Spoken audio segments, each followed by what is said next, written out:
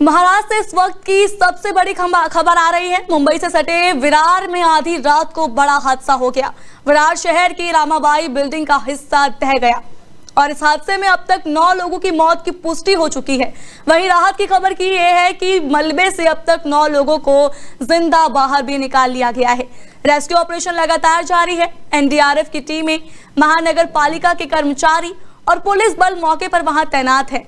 वसई विरार महानगर पालिका के अतिरिक्त आयुक्त दीपक सावंत ने जानकारी दी है। आपको बता दें, महाराष्ट्र इस वक्त गणेश उत्सव की खुशियों में डूबा हुआ है, लेकिन विरार की इस घटना ने माहौल को और गमगीन कर दिया है। 4 मंजिला इमारत का हिस्सा आधी रात अचानक गिरा। लोग गहरी नींद में थे। कई परिवार मलबे में दब गए। चारों तरफ अफरा तफरी का माहौल है। रात भर रेस्क्यू ऑपरेशन चला। जगह जगह जेसीबी और मशीनें लगाई गई, लेकिन मलबे में अब भी लोगों के फंसे होने की आशंका जताई जा रही है। स्थानीय लोगों का कहना है कि इमारत पुरानी थी और लंबे समय से जर्जर हालत में थी। हालांकि हादसे की असली वजह क्या रही है, जांच के बाद ही साफ किया जाएगा। फिलहाल राहत बचाव कार्य जारी है। घायलों को नजदीकी अस्पताल में भर्ती कराया गया है और प्रशासन हालात पर लगातार नजर बनाए हुए है। किस तरह से रेस्क्यू ऑपरेशन चल रहा है, क्या फिलहाल माइक दिखना चाहिए? जैसा कि आप देख रहे हैं कि एनडीआरएफ की 2 टीम ने इस इंसिडेंट से रिस्पॉन्ड किया है। एक टीम आरआरसी मुंबई से आई हुई है और एक आरआरसी पालघर से आई हुई है। और जैसे ही रात में 12 बजे इस बिल्डिंग के कोलैप्स होने की सूचना जिला प्रशासन के द्वारा हमारे रेस्पर्ट्स को दी गई, हमारी यूनिट को दी गई, तो तुरंत ही हमारी जो एक यूनिट यहाँ से 2.5 किलोमीटर के डिस्टेंस पर प्लेस थी प्री मानसून डिप्लॉयमेंट के पीरियड में, उसने इमीडिएटली इस लोकेशन पर रिस्पॉन्ड किया और उन्होंने जो प्राइमरी सर्च की यहाँ पर आके, जो टेक्निकल सर्च की, कैनाइन सर्च और मैनुअल सर्च में उन्होंने 4 लोगों को यहाँ से रेस्क्यू किया था, जिसमें एक डेड विक्टिम थे और बाकी 3 जो थे वो लाइव थी। बस रास्ते में एक जो बच्ची थी 1 साल की, उसकी रास्ते में डेथ हो गई, ऐसी सूचना मिली। किस तरह से इस खबर को लेकर हमारे साथ मुरारी सिंह जुड़ गए हैं महाराष्ट्र से।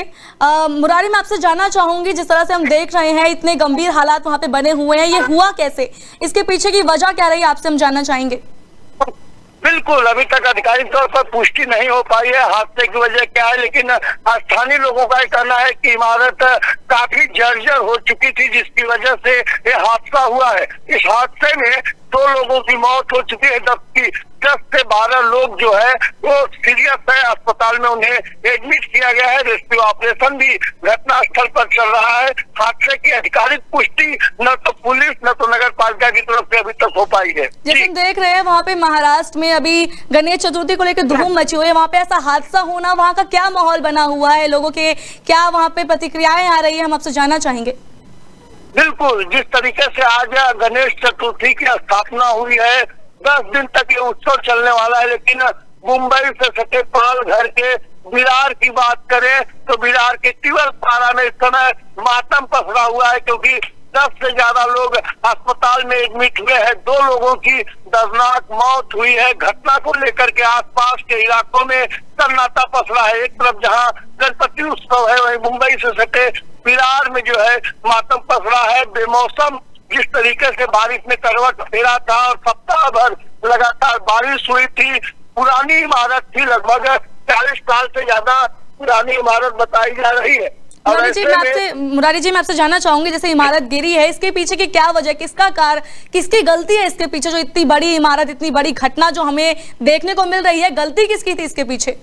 देखिए, अभी तक आधिकारिक पुष्टि नहीं हो पाया है। संवाददाता और चैनल के माध्यम से कोई स्पष्टित नहीं दे सकता हूं, क्योंकि अभी तक न तो विरार पुलिस, न तो नगर पालिका, न तो स्थानीय विधायक की तरफ से कोई बयान आया है। लेकिन इतना जरूर है कि जो आसपास के लोग हैं, उनका साफ तौर पर कहना है कि बिल्डिंग मौत की दावत दे रही थी। प्रशासन की लापरवाही थी, सही समय पर बिल्डिंग खाली नहीं कराया गया, उनका पुनर्वसन नहीं किया गया, जिसकी वजह से हादसा हुआ है।